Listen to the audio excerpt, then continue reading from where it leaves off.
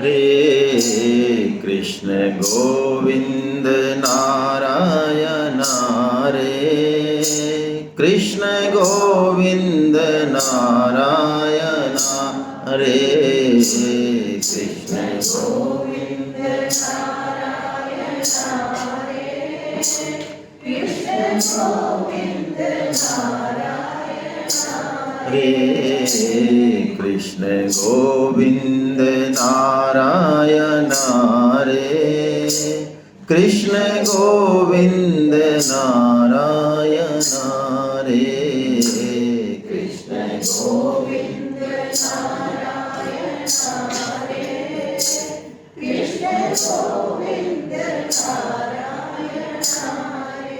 हरे कृष्णा।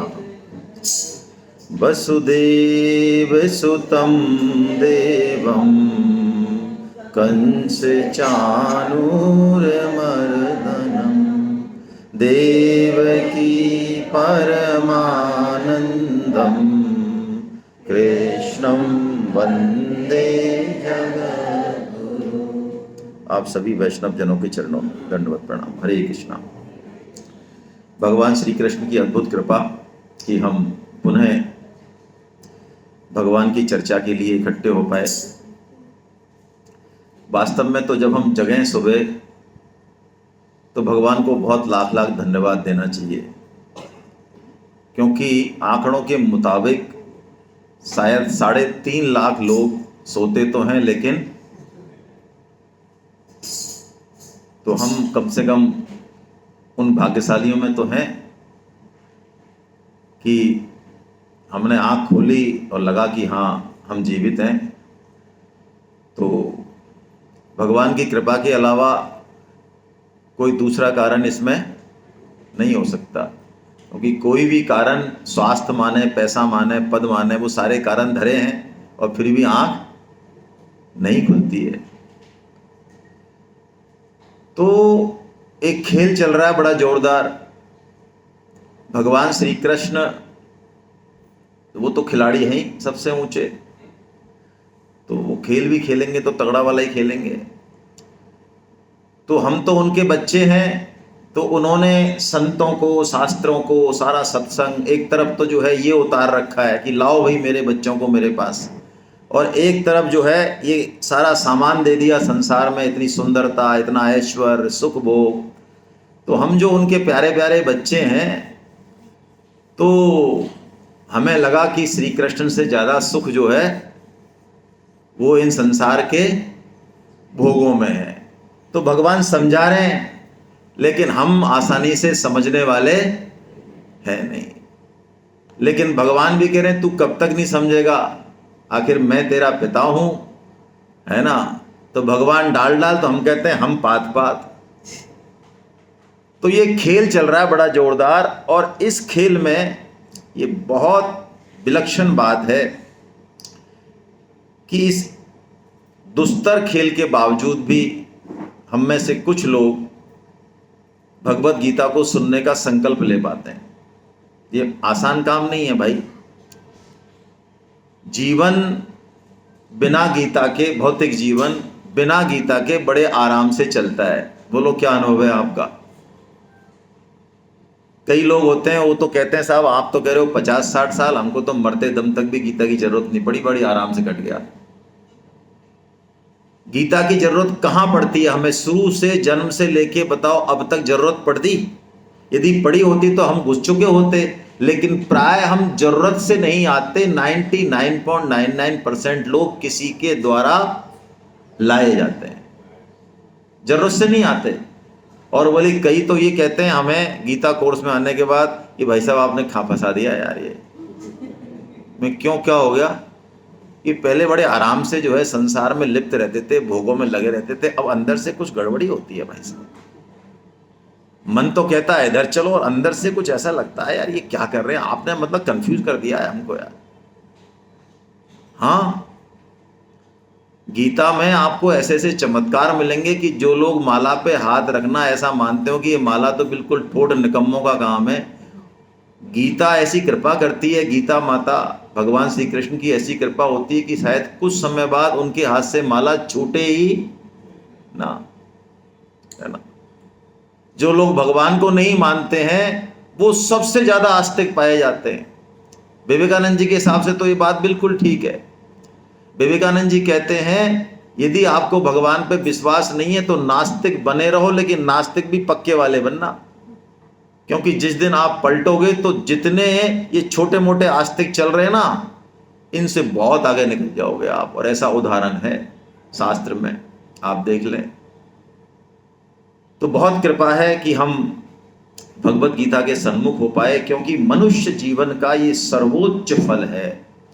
कल जैसे हमने चर्चा की, अच्छे से रहना है। आज गीत में भी बताया अभी चितरंजन कौशिक जी ने कि वैभव तो रहे, ऐश्वर्य रहे, लेकिन मन भगवान के लिए तड़पे, क्योंकि किसी भी चीज से हमको संतुष्टि हो नहीं सकती, और ये हमारा अनुभव भी है। आज हम किसी भी क्षेत्र में हो, कितने भी बड़े स्तर पे हो, बड़े से बड़े करोड़पति हो, अरबपति हो, कोई भी हो, चाहे आप देख लो, उनको कुछ और चाहिए। वो संतुष्ट नहीं है, भोगों से भी नहीं है, धन से भी नहीं है, मान से भी नहीं है, पद बढ़ाई किसी से भी नहीं है। जीवन में जो कुछ भी पा लिया उससे हम संतुष्ट, कुछ और, वो कुछ और क्या है। स्वामी जी कहते हैं कि जैसे प्यास लगती है तो स्पष्ट प्रमाण है कि जल कोई ऐसी चीज है जिससे प्यास बुझेगी। भूख लगती है तो इसका मतलब कोई ऐसी चीज है जिससे हमारी भूख तृप्त होगी। तो ऐसे ही हमें कुछ लगता है कि कुछ यार चाहिए ऐसा, ये सारे जो भोग लिए सारे सुख, ये लगते तो हैं सुख, लेकिन मजा नहीं आया, कुछ और चाहिए। वो कुछ और केवल और केवल परमात्मा ही है, और कोई नहीं है। तो हम उस परमात्मा की तरफ चल पाए। इस मानव जीवन का जो सर्वोच्च फल है भगवत प्राप्ति, आनंद की प्राप्ति, दुखों और तनावों से रहित हो जाना, बहुत अच्छे से जीवन, तरी में जीवन जीना। तरी में स्वामी जी का शब्द है तरी, मतलब जब आप गीता का सहारा लेंगे और भगवान का काम करेंगे विशेषकर, तो सुख दुख तो आएंगे आएंगे, लेकिन उससे प्रभावित नहीं होंगे हम लोग। एक अंदर एक बड़ी मस्ती रहेगी। हाँ, नाटक भी करेंगे, सुख आएगा तो सुखी होने का नाटक भी करेंगे, और दुख आएगा तो, अब किसी की तिये की बैठक में जाओ और आपके अंदर तरी चल रही है तो वहां हंसना अच्छा लगेगा आपका? लोग पीटेंगे पकड़ के। तो वहां तो आपको क्या करना है? दुखी प्रकट करना है। भगवान श्री राम जो है पूर्ण पुरुषोत्तम है, लेकिन जब उनकी पत्नी का हरण हुआ तो क्या किया उन्होंने कि हम तो मजे में, ऐसा है? हाँ, विलाप किया। यानी नाटक तो पूरे चलेंगे तरी के बाद भी, लेकिन अंदर कुछ और चलेगा। अंदर ये ताकत हमें कौन देगी? ये गीता देगी। इसलिए हमें गीता से जुड़ना है और गीता से लोगों को जोड़ना है। ये पहली बात। ये बात हमारे तो समझ में आ गई। आप सब यहाँ विराज रहे हैं तो नेचुरली आपके समझ में आई है, तभी आप आए हैं, वरना संभव नहीं था। तो अर्जुन विषाद योग तो हमारे जीवन में घट चुका, ऐसा मान लें, क्योंकि अर्जुन विषाद योग का मतलब ही यही है कि हम अपने विवेक का सदुपयोग कर लें। विवेक का सदुपयोग क्या है? कि जिसके लिए मानव जन्म मिला है उस चीज की तरफ लग जाए। अभी भी देर नहीं हुई है। स्वामी जी कहते हैं ये ऐसी चीज है बड़ी जोरदार कि जब जागो तभी। खटवांग ऋषि हुए एक, भगवान श्री राम के वंश में, नाम सुना होगा आपने। तो खटवांग ऋषि इतने वीर थे कि देवता और दानवों में युद्ध हुआ तो देवताओं ने कहा यार खटवांग जी आओ, आप, आपके बिना पार नहीं पड़ रही है, ये हम तो हार रहे हैं इनसे। तो खटवांग जी गए और लड़े, बड़े जोरदार, सेनापति बना दिया उनको देवताओं ने, और धुआंधार उन्होंने लड़ाई करी। तो जब कार्तिकेय जी जो उनके सेनापति थे, जो थोड़ा सा चले गए थे विश्राम में, जब वो आए लौट के, तो उन्होंने कहा महाराज अब आप चाहो तो भले ही वापस चले जाओ, अब हमारे सेनापति आ गए, लेकिन आपने काम बहुत जोरदार किया है हमारे लिए, तो बोलो आपको क्या चाहिए, क्या वर दें आपको। देवताओं ने कहा उनसे। खटवांग जी ने कहा हमें क्या चाहिए, हमारे पास तो सब कुछ है। और उन्होंने कहा अरे ऐसा क्यों करते हो, इतना हमारा काम किया, कुछ तो महाराज लो, हमारे ऊपर भी कृपा हो जाए आपकी। तो उन्होंने कहा चलो आप ये बता दो कि हमारी आयु कितनी शेष है। मृत्यु के देवता भी वही हैं। तो उन्होंने देखा तो मृत्यु के देवता ने कहा केवल 2 घड़ी शेष है। कितनी? 2 घड़ी। घड़ी मतलब हाथ वाली घड़ी हाँ, कितना टाइम है? बताओ भाई, देखो ये सनातन धर्म के नुमाइंदे हैं। 1 घड़ी में 24 मिनट, बिल्कुल ठीक कह रही है मैडम। तो 2 घड़ी में कितने हो गए? 48 मिनट शेष हैं आपके केवल। तो खटवांग जी ने कहा, अरे ये क्या हुआ? जो असली काम था, मैंने प्रजा का पालन किया, राजा बना, ये सब काम किए, देवताओं की सहायता की, इस इतने बड़े बड़े परोपकार किए, लेकिन असली काम तो रह गया। एकदम से विरह हो गया उनको और भगवान के लिए पुकार लगाने लग गए, प्रभु क्या किया मैंने ये? 2 घड़ी में उन्होंने भगवत प्राप्ति कर ली। कितनी देर में? 2 घड़ी में। और हमें भी क्या पता हमारे पास कितना समय बचा है भाई।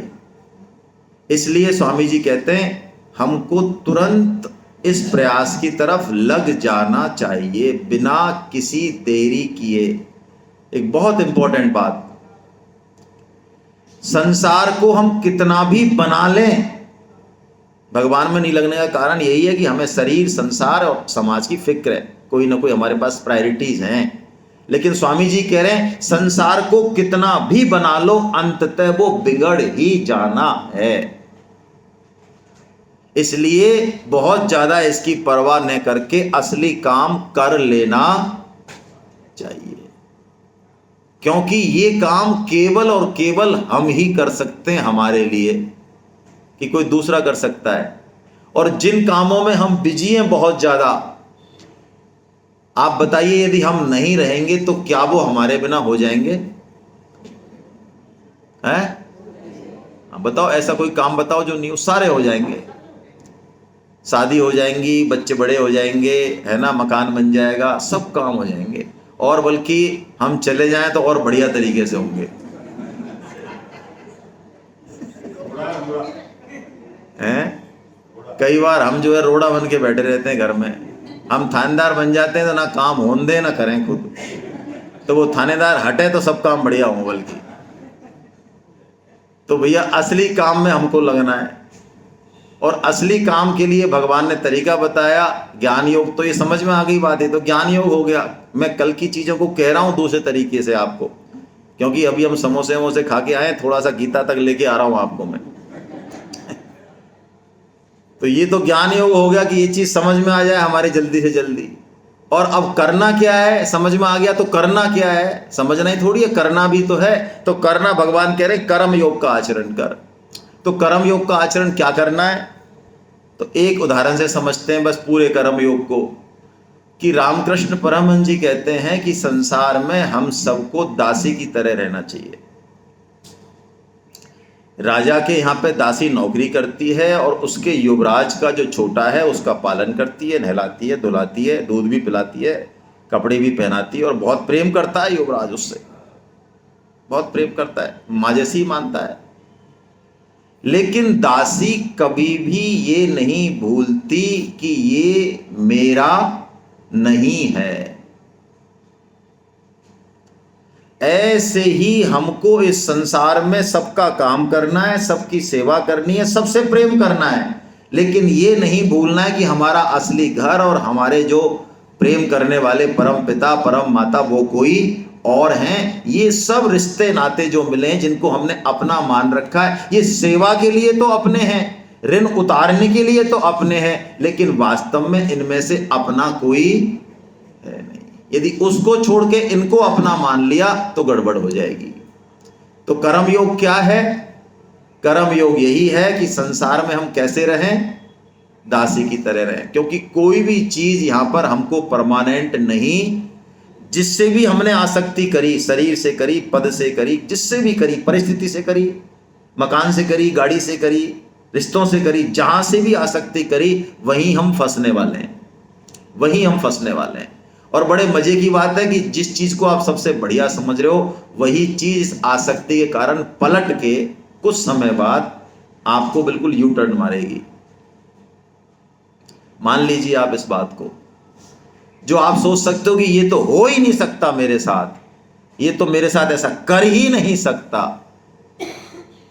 वैसा ही होगा। क्यों? क्योंकि मूल छोड़ दिया हमने। यदि मूल को पकड़े रहे फिर सब काम हो जाएगा, फिर भगवत स्वरूप है सभी, फिर बात बिल्कुल बदल जाएगी।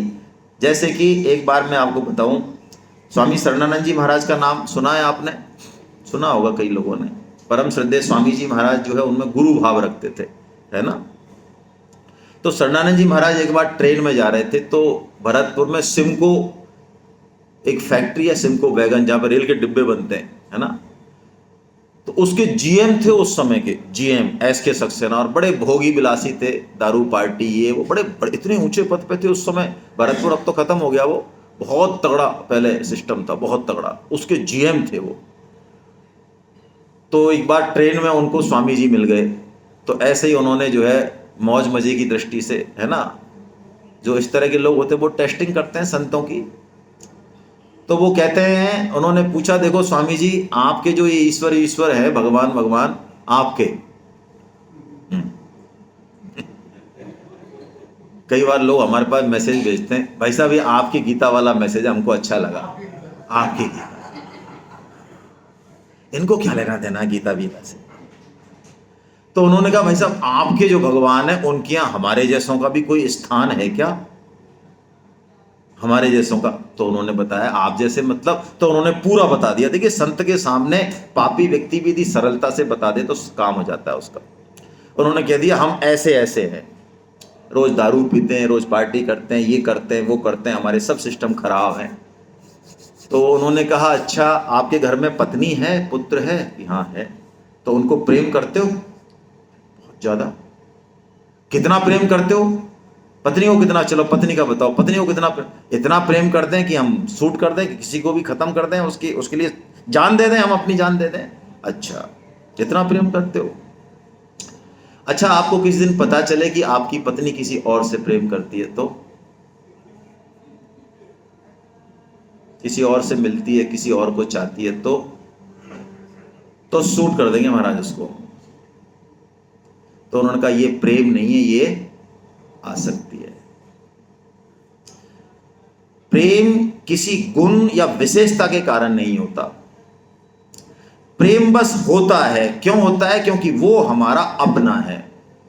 यदि उसमें कोई गुण है, बहुत बढ़िया बात है, कोई विशेषता है, बहुत अच्छी बात है, और नहीं है तो भी प्रेम तो रहेगा, क्योंकि प्रेम तो आत्मीयता से आता है, अपनेपन से आता है। जैसे माता अपने शिशु से प्रेम करेगी, लंगड़ा पैदा हो तो, काले रंग का हो तो, और भी 50 तरह के अफंड हो उसमें, तो भी उसको प्रेम करना ही है, क्योंकि वो उसका अपना है।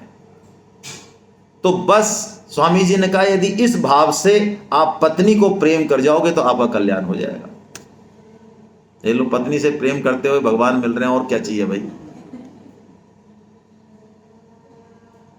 भक्त जो है भगवान से ऐसे ही प्रेम करते हैं, इसलिए प्रेम नहीं करते कि भगवान बहुत सुंदर है, ये तो अच्छी बात है ना, हमको सब दे रहे हैं, ये भी बहुत अच्छी बात है, लेकिन प्रेम के पात्र केवल भगवान है, प्रेम ही उनसे किया जा सकता है। हाँ, उनसे हो गया तो सबसे हो जाएगा, लेकिन यदि उनसे नहीं हुआ तो किसी से भी नहीं हो सकता, संभव ही नहीं है, नाटक है, फर्जी है। लगेगा कि हाँ हम कर रहे हैं प्रेम, नहीं है। मां बेटे में भी नहीं है, किसी भी रिश्ते में संभव नहीं है। लेकिन यदि उससे है प्रेम तो फिर पूरे जगत से प्रेम हो जाएगा। जैसे कि तुलसीदास जी महाराज को किसी ने कहा, छेड़ने के लिए वृंदावन गए, तो किसी ने कहा, महाराज आपके जो भगवान श्री रामचंद्र हैं वो तो 12 कला वाले हैं, और उसने इतरा के कहा कि हमारे वाले जो श्री कृष्णचंद्र हैं वो। तो तुलसीदास जी जमीन में लेटने लग गए, एकदम प्रेम में मग्न हो गए कि अरे आपने कितनी अच्छी बात बताई, हमारे श्री रामचंद्र जी रामलला 12 कला वाले हैं। 12, अरे हम तो उनको दशरथ जी का पुत्र समझ रहे थे, रामलला समझ, उनमें 12 कला है। उन्होंने सुना ही नहीं कि कृष्णचंद्र में 16 कला है। यदि 16 कला वाला मिल गया तो हम 16 कला वाले से प्रेम कर बैठे, ये प्रेम कहां का हुआ भाई। प्रेम अशर्त होता है। तो गीता हमें इसी तरफ ले जाती है, कर्म योग से ये प्रेम हमारा प्रकट हो जाता है बाहर। जैसे ही हम सेवा करते हैं और त्याग करते हैं तो हमारा मन शुद्ध होने लगता है, जिसको कि भगवान ने जो है भक्ति के लिए बहुत आवश्यक बताया।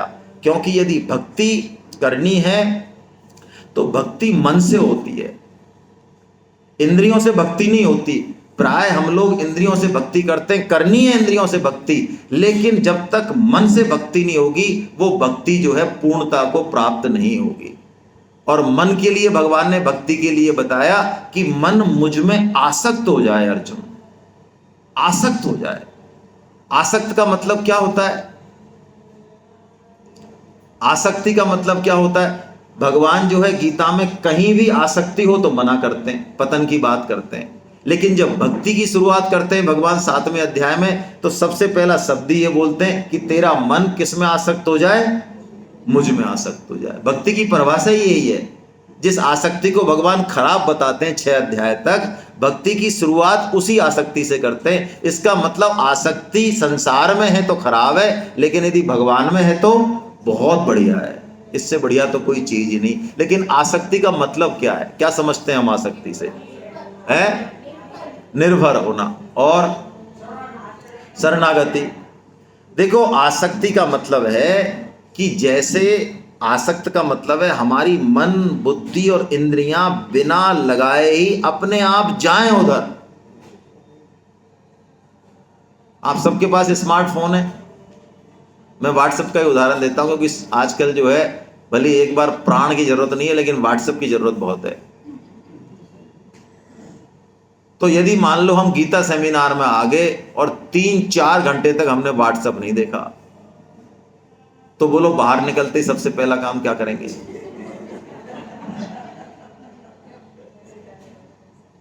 हैं? ऐसे ऐसे लोग जो कहते हैं भाई साहब क्या करें, आप बात तो बहुत सुंदर सुंदर कहते हो, लेकिन टाइम ही नहीं मिला हमको जिंदगी में गीता पढ़ने, टाइम ही नहीं है हमारे पास। ऐसे बिना टाइम वाले लोग भी रात को 2 बजे जब बाथरूम जाते हैं जग के, तो वहां पे भी 1-2 लाइक तो ठोक ही जाते हैं बट्टे। वो मोबाइल कहीं चमक जाए, फेसबुक वेसबुक होता तो वहां 1-2 लाइक तो वहां पे भी ठोक जाते हैं। टाइम नहीं है इनके पास। यानी हमारी व्हाट्सएप में क्या है? आसक्ति है। हम कैसी भी परिस्थिति में हो, हमारे मन, बुद्धि, इंद्रियां कहीं भी हो, लेकिन वो खिंच रही हैं किधर की तरफ? व्हाट्सएप की तरफ। तो भगवान कह रहे हैं ऐसे तेरे जिस दिन मन, बुद्धि और इंद्रियां मेरे में खिंच जाएं, तू संसार में फंसा रह जाए, भोगों में फंसा रह जाए, तेरे को टाइम नहीं मिले, लेकिन अंदर से तेरे तड़प रहे, अरे आज क्या हो रहा है, क्या हो रहा है ये। और जब भी समय मिले तो खट जो है एकदम से, अरे भैया गीता माला, ऐसा भगवान की चर्चा है, तो इसका मतलब तेरी भक्ति अब शुरू हो गई है। और एक ऐसा हो कि 4 माला बता दी, तो हमने बताया यहां से कि भाई 4 माला या 8 माला करोगे तो आपको आनंद आएगा बहुत। तो हम पूछते हैं लोगों से, नए नए जो खिलाड़ी होते हैं उनसे पूछते हैं,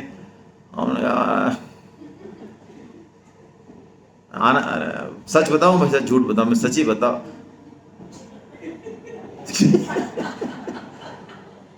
मैं बिल्कुल ही नहीं आया क्या यार? सही बता दे भाई। कि नहीं आया भाई साहब, एक बार आया। कब? जब 4 पूरी हुई ना, जब हटा के हट कलेश कटा आज का, तो तब एकदम से आया आनंद।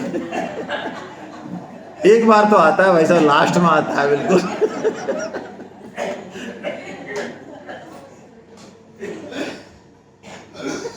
आएगा भाई, धीरे धीरे आएगा, है ना?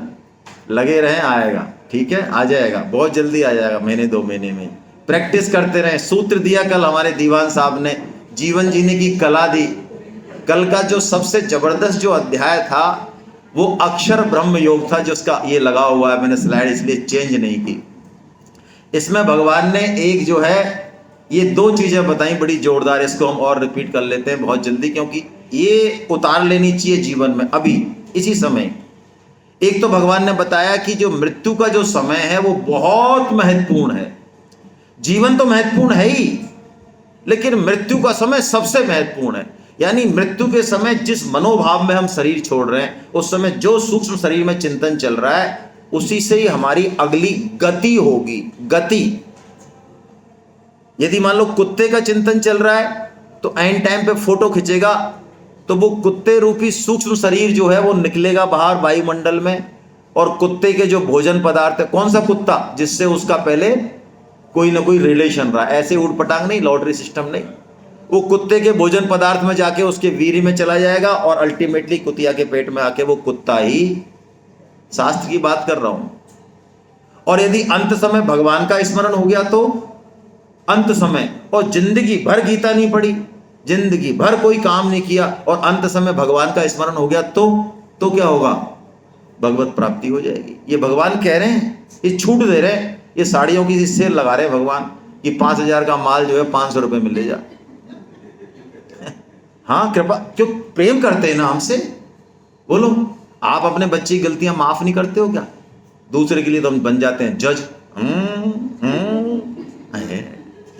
अरे तो उसकी प्रॉब्लम थी भाई, आप समझते नहीं हो, कितना सा समय मिला है इसको, उसके जज बन जाते हैं। इधर तो दूसरे वाले जज बन जाते हैं खुद के लिए तो, और दूसरों के लिए दूसरे वाले जज बन जाते हैं। बनते नहीं बनते?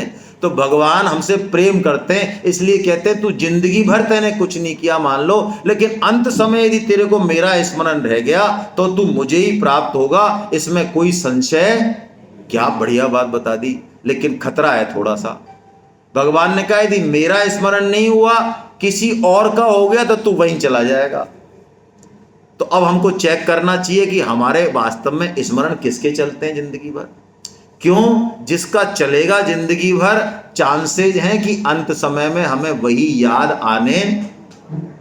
आप जो है भूत प्रेतों की तो बात करो सोते समय, और सोशल मीडिया पे मान लो ऊट पटांग आइटम देखो 2-3 घंटे, कचरा देखो, तो आपको क्या लगता है आपके सपने में भगवान श्री कृष्ण आ जाएंगे मुरली बजाते हुए? हैं? क्या आएगा? तो भैया हम जीवन में जो कर रहे हैं, अभी जो सोच रहे हैं, जैसा हमने जीवन बना लिया, जैसा हमारा सोच आचार विचार बना लिए, तो क्या चांसेस हैं अंत समय में हम कैसे रहने वाले हैं, वैसे विचार आने वाले हैं। तो खतरा नंबर देखो कितना बड़ा। तो अब यदि हमने अपने धन में, प्लॉट में, घर में, गाड़ी में, पद में, रिश्तों में मन दे रखा है, पोते में, पोती में, पत्नी में, सब जगह फंसा रखा है मन, और लास्ट में मरते समय वो तुम्हारे प्रति कति दया नहीं करेंगे, तुम नहीं चाहोगे तो भी वो पोता पोती ने जो है तुम्हारी खोपड़ी पर रखेंगे, लो दादाजी ये रखो, तुम्हारी पोती तुमको याद कर रही है, ये अमेरिका से आया देखो पोता, ये तुमको पहचान रहे हो दादाजी? अरे तुमको पहचान की तो कबाड़ा हो गया सारा, अभी भी तुमको ही पहचानते रहे।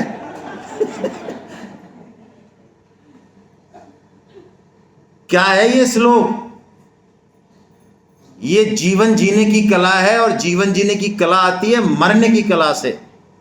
यदि मरना सीख लिया, गीता कहती है, तो जी जाएंगे हम आज ही, और यदि मरना नहीं सीखा तो रोज मरेंगे और अंत समय में पतन हो जाएगा। ये मरने की कला है। कैसे मरना चाहिए ये बता रही है गीता, और उसके लिए गीता ने पॉइंट दिया बड़ा जोरदार, ये जीवन जीने की कला है ना। इस श्लोक को दोबारा पढ़ते हैं एक बार, क्योंकि बड़ा प्यारा श्लोक है। गीता में से एक श्लोक उठाना हो, हृदय में रखना हो, तो इसको रखिए, है ना। तस्मात् सर्वेषु कालेषु मामनुस्मरेयुध्य मयि अर्पित मनो बुद्धिर् मामेव शशि संशयम्। तस्मात्, इसलिए भगवान ने 2 चीजें बताई। अंत समय में मुझे याद करेगा तो मुझे प्राप्त होगा, लेकिन यदि किसी और को याद कर लिया तो, यदि हमारी दृष्टि, हमारा विचार धन में रहा तो क्या बनेंगे? सांप बनेंगे। और यदि घर में आ सकती है, घर के प्रति आ सकती है, जनों में आ सकती है, तो ऐसे कर्म होंगे कि मनुष्य योनि तो मिलनी नहीं। तो वहीं पे कोई जो है छिपकली, कोई कुत्ता है, कोई कॉकरोच, और वहीं घर में ही मर रहेंगे। कितना ही कूट लो पीट लो, वहीं मरेंगे आके घर में ही।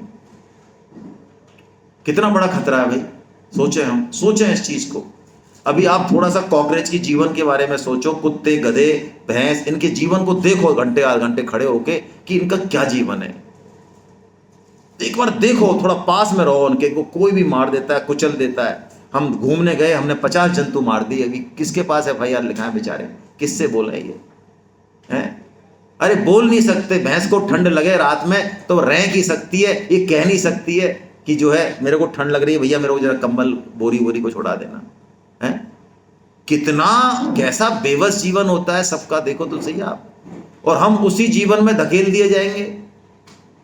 और स्पष्ट है ये नियम, और फिर भी आजकल कुत्ते पालने के बहुत ज्यादा प्रवृत्ति बढ़ रही है समाज में, बहुत ज्यादा। और वो कुत्ता पालें, वैसे तो पालना ही नहीं चाहिए, लेकिन किसी भी कारण से यदि पालें तो कम से कम उसको मेन गेट पे ही रहने दें भाई, उसको खोपड़ी में नहीं घुसाएं, उसको यहां नहीं बैठाएं हृदय पे। उल्टे सीधे तर्क नहीं दें क्या कुत्ते में भगवान नहीं है, क्या इसको प्रेम नहीं करें, ये तर्क मत दें भाई, ये को तर्क हैं ये फालतू के, है ना। भगवान की बात तो मान नहीं रहे और उसमें भगवान क्या देख लेंगे हम। जब शास्त्र कह रहा है कि कुत्ता पालने से हमारा पतन होगा तो हमको मान लेना चाहिए। तो क्या करें, तस्मात सर्वेषु कालेषु, क्या करें यदि मरण सुधारना है, ये बहुत इंपॉर्टेंट बात है। सर्वेषु कालेषु यानी 2400 घंटे हमको क्या करना है, अनुस्मरण करना है भगवान का, यानी भगवान का याद करनी है, स्मृति में रहे भगवान। और युद्ध च, और युद्ध भी हमारे सामने कौन सा युद्ध है, हमारे सामने रोज का युद्ध है। सुबह उठना है, नहाना है, धोना है, अपनी दुकान पे जाना है, घर का काम करना है, बिजनेस करना है, आईटी की नौकरी है तो वो जो भी काम है, रोटी बनानी है, ये युद्ध है, हमारे रोज के युद्ध है। इनसे नहीं भगना है भाई दूर।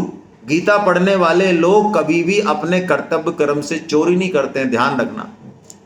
यदि कोई गीता पढ़ता है और उसके कारण वो कर्तव्य कर्म नहीं करे और घर वालों को परेशानी आ रही है, इसका मतलब वो कपटी है, कपटी, उसको कोई कुछ फायदा नहीं होगा, है ना। यदि आपको गीता पढ़ने का समय नहीं भी मिल रहा है मान लो, तो आप जो उल्टे सीधे काम करते हैं उनमें से कटौती करो, न कि कर्तव्य कर्म में से कटौती करो। है जो 2-3 घंटे दोपहर में खर्राटा मारते हो उसमें से कटौती कर लो, 4-5 घंटे जो व्हाट्सएप ठोकते हो उसमें से कटौती कर लो, और 1-2 घंटे निंदा रसे या सास बहू का सीरियल है उसमें से कटौती कर लो, कहीं भी जो ऊटपटांग कचरा है उसमें से कटौती कर लो। हाँ, अरे साधक का जीवन देखेंगे भाई, गीता की बातें हो बड़ी बड़ी, लेकिन टोटल लाइफ स्टाइल देखो तो खत्म कहानी है। कौन देखेगा आपको, भगवान नहीं देखेंगे, भगवान भी देख रहे हैं। तो कर्तव्य कर्म तो करना है, लेकिन साथ में भगवान कह रहे हैं मेरा भी अनुस्मरण, भगवान का स्मरण रहे हमेशा। और बल्कि स्वामी जी ने जो बात कही, बहुत इंपॉर्टेंट बात कही कि स्मरण मुख्य है, कर्तव्य कर्म गौण है। यदि हमने स्मरण मुख्य रखा तो कर्तव्य कर्म हमारी सेवा हो गया, हमारी पूजा हो गया भगवान की, अपने आप ही, अपने आप ही, यदि भगवान का स्मरण है तो। इसलिए आप देखते हो हम जो गीता क्लास जाते हैं, गीता क्लास में सबसे पहले क्या होता है, कीर्तन, और सबसे लास्ट में क्या होता है, हमारे यहाँ हम सेमिनार शुरू करते हैं, सबसे पहले क्या होता है और लास्ट में क्या होता है। यदि किसी भी कार्य के शुरू में और अंत में भगवान का स्मरण है तो ऐसा माना जाता है कि संपूर्ण स्मरण हो गया आपका। इसलिए गीता के अनुसार हम रात को सोएं तो भगवान का स्मरण करते हुए सोना चाहिए, और सुबह उठते ही सबसे पहला स्मरण किसका है, तो पूरी नींद जो है वो क्या हो जाएगी, भजन हो जाएगी भगवान का। कितनी बढ़िया बात है। और अभी हमारी आदत नहीं है, तो इसके लिए जो मैं आपको कह रहा हूं बहुत जबरदस्त बात है, हमको अपनी संगति को चेंज करना चाहिए। अभी यदि मान लो मैं धर्मेंद्र जी हैं, इनको नहीं जानता, सपोज सिर्फ नाम जानता हूं, है ना, लेकिन धर्मेंद्र जी के जो ये जहां पे काम करते हैं कंप्यूटर फील्ड में, इनके जो 4-5 दोस्त हैं, जो गहरे दोस्त हैं, उनको मैं जानता हूं अच्छे से। तो बोलो मैं धर्मेंद्र जी को भी जानता हूं कि नहीं जानता हूं।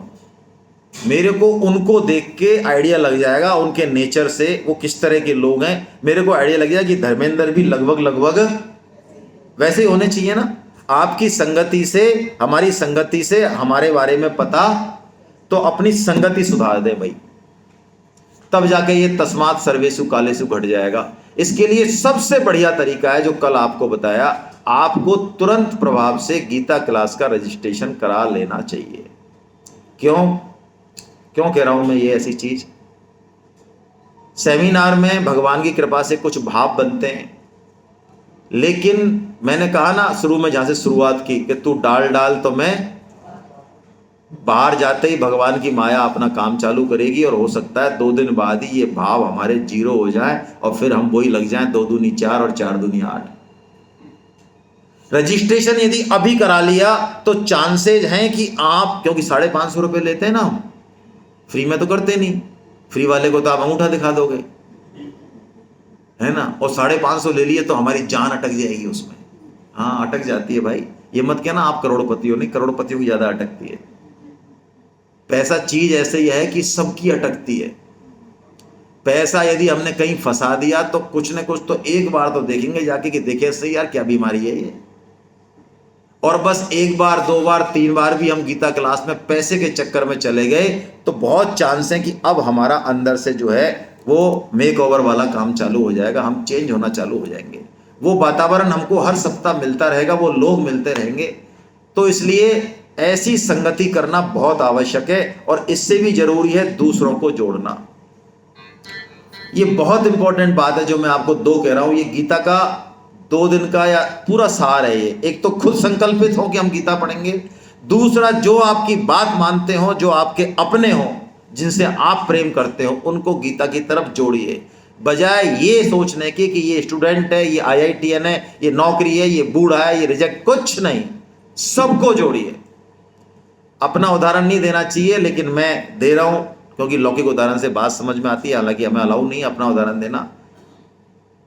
मेरे बेटे ने IIT बॉम्बे से किया है डिग्री। वो डिग्री करने से पहले भी और कोचिंग के दौरान भी और डिग्री के दौरान भी, और अब 2 साल हो गए उसको नौकरी करते हुए, वो कभी भी गीता से दूर नहीं रहा। और ये बिल्कुल गलत बात है कि गीता पढ़ेगा तो टाइम खराब होगा। मैं कह रहा हूं गीता पढ़ेगा तो 8 घंटे में जो काम होगा वो 6 घंटे में हो जाएगा। ये चैलेंज है मेरा।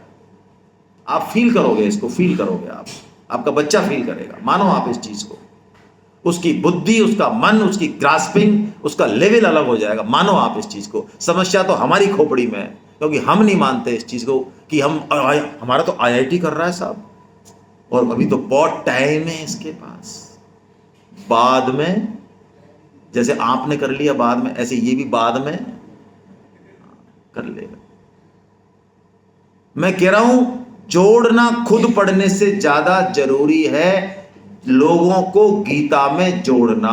मैं क्यों कह रहा हूं? श्रीमद् भागवतम में ऋषभदेव जी का नाम सुना है आपने? ऋषभदेव जी जिनसे जैन धर्म चला।